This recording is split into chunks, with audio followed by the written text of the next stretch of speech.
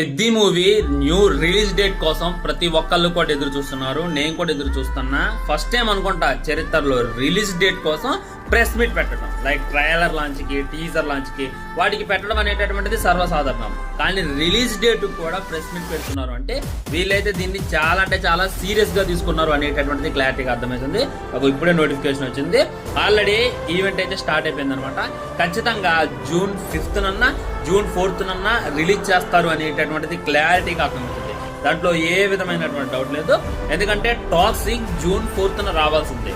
అది చూసుకున్నట్లయితే చాలా ముందుకు వెళ్ళిపోయింది. ఇంకెప్పట్లో వచ్చేటటువంటి అవకాశాలు కూడా కానట్లేదు. సో జూన్ 4th ఒక మంచి రిలీజ్ డేట్ అనమాట. ఆ రోజు పెడతారు అనేటటువంటిది క్లారిటీగా అర్థమవుతుంది. వీళ్ళు ప్రెస్ మీట్ పెట్టడానికి ఇంకో మెయిన్ రీజన్ ఏంటి అని అంటే, వీళ్ళు చాలా సార్లు పోస్ట్ పోన్ చేశారనమాట. దానివల్ల ఈసారి చెప్తే పక్కా పడిపోవాలి అనేటటువంటి ఉద్దేశంతో దిగుతున్నారు అని చెప్పి క్లారిటీగా అర్థమవుతుంది. సినిమా షూటింగ్ అయిపోయింది, ఐటమ్ సాంగ్ కూడా అయిపోయింది. సో బుచ్చిబాబు ఉండేదానికోసం ప్రతి ఒక్కళ్ళు ఎదురు చూస్తున్నారు. ఇవాళ పోస్టర్ కోసం కూడా నేను గల్లి వెయిట్ చేస్తున్నాను ఫ్రెండ్స్.